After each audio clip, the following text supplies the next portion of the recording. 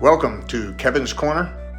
This is where truth is diligently sought, deliberately taught, and dauntlessly defended. My name is Kevin Probst, and I come to you on this 22nd day of February to discuss how Christians ought to react to the revelations that are coming out of Epstein's Island. Should we pray for God to be merciful? Or should we pray for the cup of his wrath to overflow upon those who participated in such dark depravity? Since the Epstein Files have been released, I have felt confused, a bit conflicted. The atrocities committed are too evil to talk about or to write about. It is painful, even frightening, to believe that people in our modern society and in our civilized world are capable of participating in such dark and evil rituals. I've often read of the 14th king of Judah, Manasseh, in 2 Kings 21. He was King Hezekiah's eldest son, who ascended to the throne at the tender age of 12 and reigned over the kingdom of Judea for 55 years in the 7th century before Christ. Manasseh reversed the religious reforms of his father and introduced pagan cults into the kingdom and demanded the worship of foreign gods. Manasseh gave himself to the worship of Moloch, who may be another name for Baal. Moloch represented the darkest creature of the underworld, the demons of Satan himself. Moloch was depicted with a man's body having the head of a bull, and children were sacrificed to the pagan gods by placing them in the arms of Moloch until, writhing and turning, they tumbled into the fire below. Manasseh sacrificed his son in the fire, practiced witchcraft and divination, and consulted with mediums and spiritists. He did a huge amount of evil in the Lord's sight, angering him.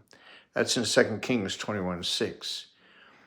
We read this and deem it incomprehensible, something that happened nearly 3,000 years ago among a pagan people, but not something that could happen in our modern civilized world.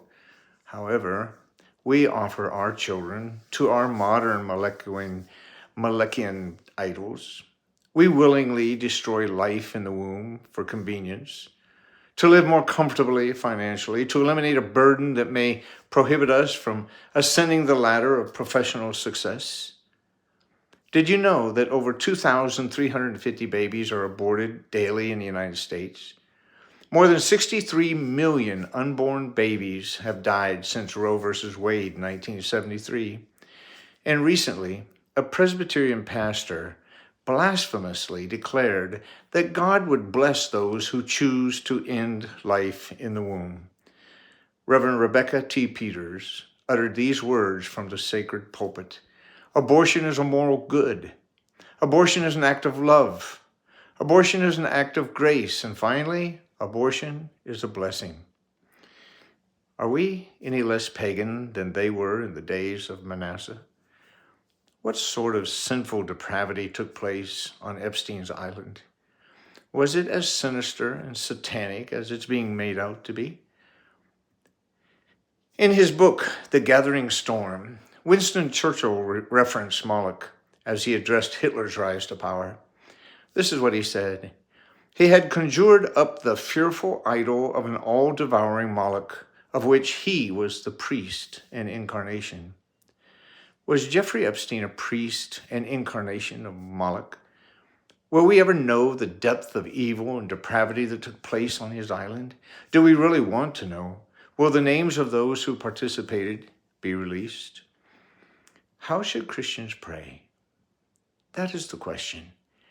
If these souls are as dark as has been said, is it appropriate for Christians to pray for the cup of God's wrath to overflow upon such satanic beings? Or are we obligated to pray for God to show mercy and grace? There are many biblical references to prayers for the wrath of God being uttered. Consider Hosea 5:10. "I will pour out my wrath on them, the princes of Judah, like water." If this is God's intent, if this is what he says he will do, are we not justified in prayer? His will be done. Did David not pray for the wrath of God in Psalm 5:10? Punish them, God, he said. Let them fall by their own schemes. Drive them out because of their many crimes, for they rebel against you. Did Jesus not instruct his own disciples? When you leave the homes of those who refuse to hear the truth, shake the dust off your feet. However, is the grace and mercy of God not sufficient for the salvation of the souls of even the most evil and corrupt among us? Did Christ not also admonish us to love and pray for our enemies? Did the Apostle Paul, who identified himself as chief among sinners, not receive grace from a merciful God? Did not Christ, as he was nailed to the cross by those who would do the work of Satan, not offer forgiveness to his murderers? By the way, it seems Manasseh, as evil as he was, found mercy in the eyes of God. In 2 Chronicles 33, 12 and 13, we find him bound with chains and hooks in a Babylonian prison. And in great distress, he turned to God and sought the favor of the Lord his God and earnestly humbled himself before the God of his ancestors. He prayed to him, and the Lord was receptive to his prayer. Shall Christians pray for wrath or for mercy? Paul reminds us of what God said to Moses. I will show mercy to whom I will show mercy, and I will have compassion on whom I will have compassion. That's Romans 9:15. How shall we pray? As Jesus taught us to pray. Thy will be done. Thank you so much for taking time from your busy day and allowing me to share with you from Kevin's Corner. Please help me share truth with others by liking and sharing this video. Also, please subscribe to Kevin's Corner on YouTube and Substack. And until next time, live bravely and courageously.